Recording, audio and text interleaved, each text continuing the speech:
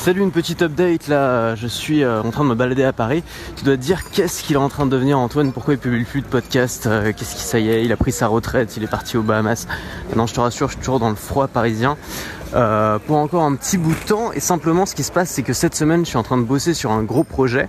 Non pas que ça me demande énormément de temps, mais surtout ça me demande beaucoup d'attention parce que c'est un projet de création de contenu.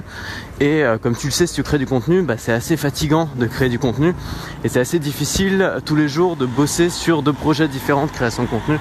Donc je me calme un peu sur les podcasts et donc faut pas s'attendre à avoir beaucoup de podcasts cette semaine. Peut-être je ferai des petites capsules comme celle-ci, des podcasts très courts dans lesquels je vais te faire passer une petite idée quand je vais me balader. Là je suis à Paris, je suis en train de remonter une rue mais je suis un peu perdu, je t'avoue. Et il y a beaucoup de monde et beaucoup de voitures, donc tu risques d'entendre un peu de bruit. Voilà. Aujourd'hui je voulais te parler d'agir en fait.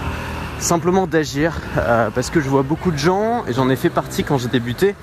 Et encore une fois, je me sers un peu de mon expérience pour te donner des conseils d'amis. Après, tu les prends ou tu les prends pas.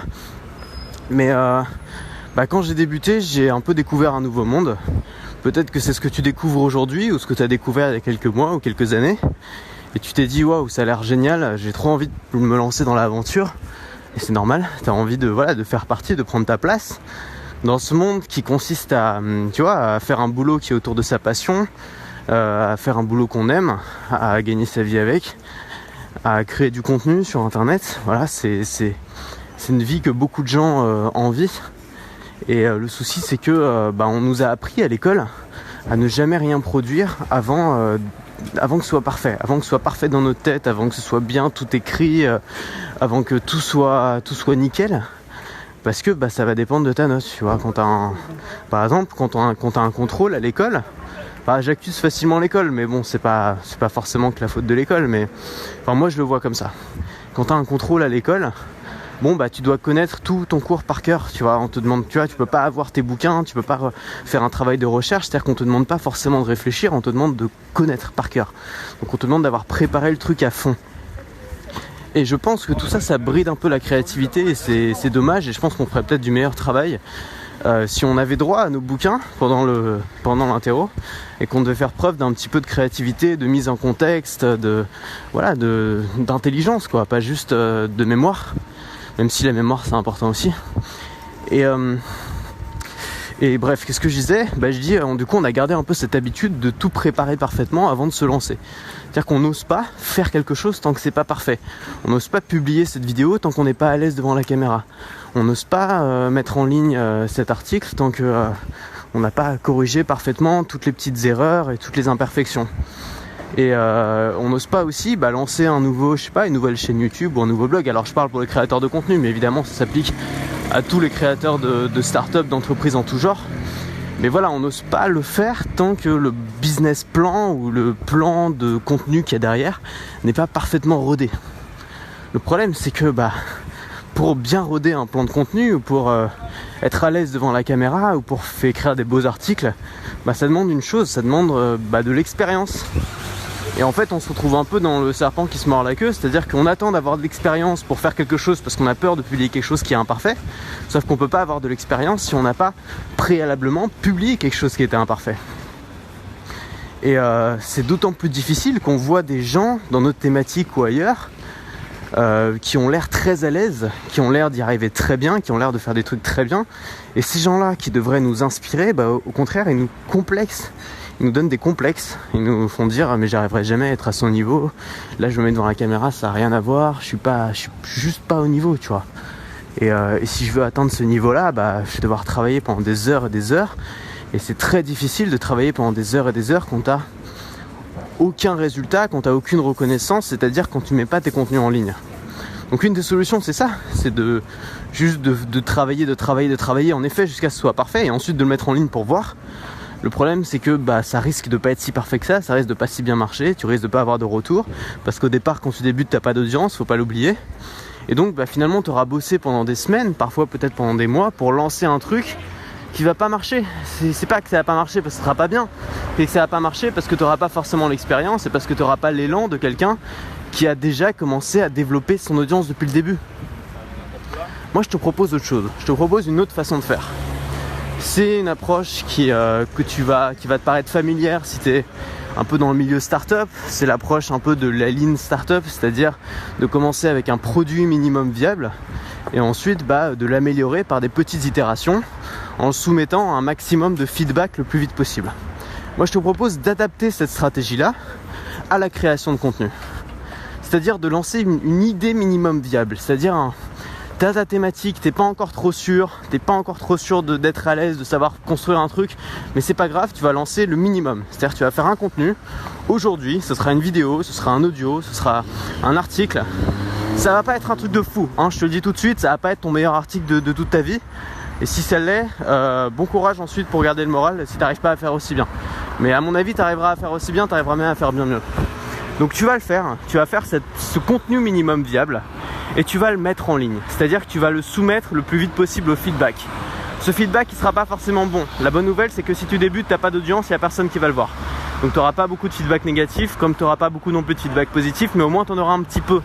Et ça va te permettre de progresser, ça va te permettre au moins de t'encourager, parce que tu auras forcément quelques personnes qui vont te dire c'est bien ce que tu essayes de faire, je vois où tu veux en venir, continue, pas mal, j'adhère. C'est cool que tu te bouges, c'est cool que tu fasses un truc. Même des gens qui vont pas forcément regarder les contenus, ils vont dire c'est bien, tu fais un truc quoi. Pendant que la plupart des gens consultent du contenu toute la journée de manière 100% passive, devant leur canapé, devant leur télé, enfin pas devant leur canapé, assis sur leur canapé devant leur télé, à juger les gens pendant 2 heures, toi tu vas peut-être 10% de ce temps-là, tu vas l'utiliser à proposer quelque chose d'autre, à proposer quelque chose de nouveau. Ça tu vas le mettre en ligne, tu auras ton contenu minimum viable. Ça c'est fait, c'est en ligne, c'est parti.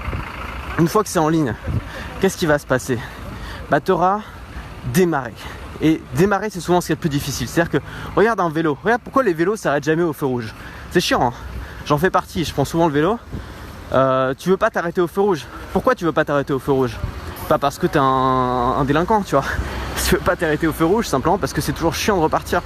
Quand tu t'arrêtes, faut recommencer à pédaler, faut repartir de 0 à 1.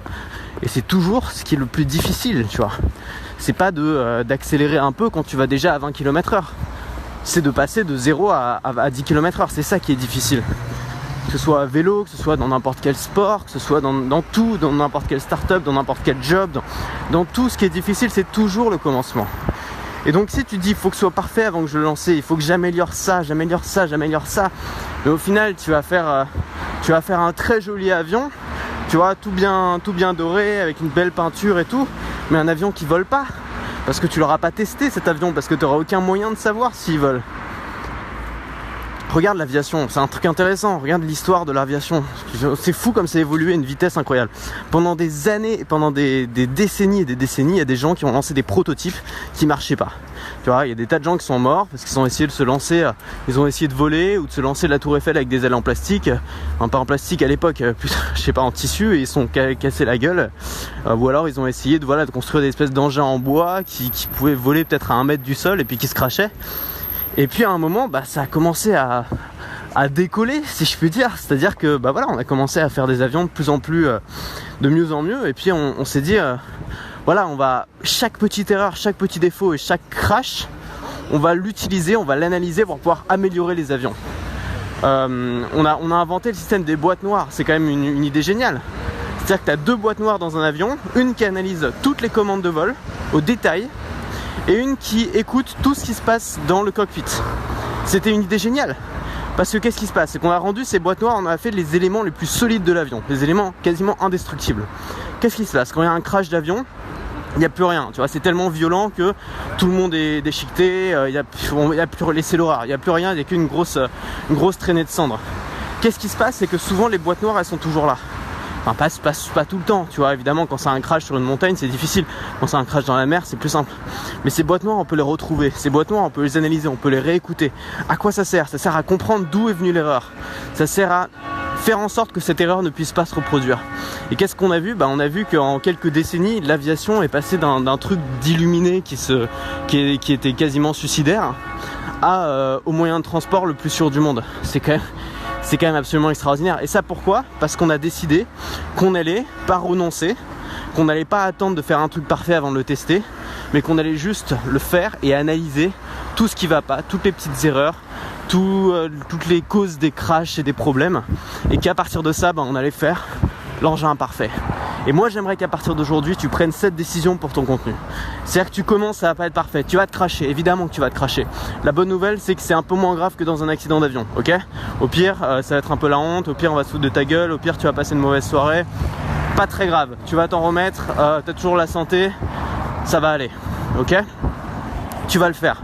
Tu vas mettre tes boîtes noires, c'est-à-dire que tu vas prendre du feedback, tu vas essayer de parler avec les gens, mais pas en commentaire, tu vas parler avec les gens en vrai, essayer de comprendre qu'est-ce qu'ils pensent de ton contenu, essayer de comprendre surtout quels sont leurs problèmes, quelles sont leurs difficultés, comment tu pourrais y répondre, essayer de discuter avec eux pour savoir quelle pièce de l'engrenage tu pourrais être pour les aider à faire fonctionner cet engrenage qui bug chez eux. Tu vas utiliser ces boîtes noires pour analyser chacun de tes contenus, analyser pourquoi ça a marché, pourquoi ça n'a pas marché, pourquoi ça fait plus de vues, pourquoi ça fait plus de j'aime, pourquoi ça a entraîné plus les gens, pourquoi celui-là ça n'a pas trop bien décollé, pourquoi ta chaîne elle marche pas trop, pourquoi ta chaîne elle décolle bien à partir de ce moment-là, pourquoi il y a cette vidéo d'un coup qui est... Bref, tu vas tout analyser. La bonne nouvelle c'est que sur YouTube tu as des statistiques, pas en podcast, sur YouTube t'en as, c'est pour ça que je te conseille de commencer par YouTube, tu auras aussi plus de chances de développer une audience. Et puis à partir de ça va être simple en fait. Tu vas progresser par itération. C'est-à-dire que tu pars en 3 contenus, en 10, 20, 100, 200. Moi aujourd'hui je dois en être peut-être à plus de 600 contenus que j'ai fait dans ma vie, en combinant les articles, même plus de 700 je pense, ou 800, en combinant les articles, les vidéos, les formations, les audios, les podcasts. Je dis pas que je suis parfait, mais je dis que je suis un peu plus rodé forcément qu'à mon 3e contenu. Et surtout j'ai pas attendu d'être bon pour le faire. Et j'ai eu beaucoup de critiques au début, beaucoup de gens qui disaient que j'étais un petit arrogant, machin. Beaucoup de gens le disent toujours, c'est pas grave. Parce que moi je sais pourquoi je fais ça.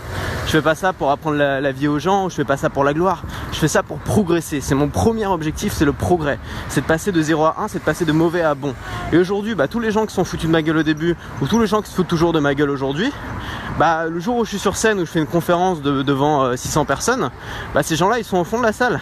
Ils sont toujours là, ils sont au fond de la salle, simplement ils ont jamais osé le faire, ils ont jamais osé monter, ils ont jamais osé se mettre devant les gens et subir leur jugement, parce que c'est pas facile, parce qu'ils ont attendu, parce qu'ils étaient parfois, ils disaient voilà, moi je mérite de faire un truc parfait ou rien. Moi je pense pas, je pense que tout le monde est passé par l'imperfection, tout le monde est passé même par la nullité, je pense, même les plus grands artistes, et il faut pas avoir peur de le faire. Voilà, c'était la petite capsule du jour. En marchant, je vais essayer quand même d'en faire un peu, tu vois, parce que ça coûte rien. Juste je fais ça en marchant. Et puis j'espère que le gros projet sur lequel je suis en train de bosser cette semaine, je pourrais te le présenter la semaine prochaine. C'est pas sûr, parce que jusque là j'ai eu un peu des galères à commencer, j'ai eu pas mal de problèmes. Il y a tous mes micros là qui sont tombés en panne en même temps, la caméra aussi, enfin l'horreur quoi, il n'y a plus rien qui marche. C'est un peu difficile de revenir à la vidéo quand t'as goûté la simplicité de l'audio là pendant si longtemps, enfin pendant plusieurs mois. Donc on va essayer de faire ça, bien, et j'ai hâte de te proposer ça. Moi je te dis à très vite pour le prochain Makercast.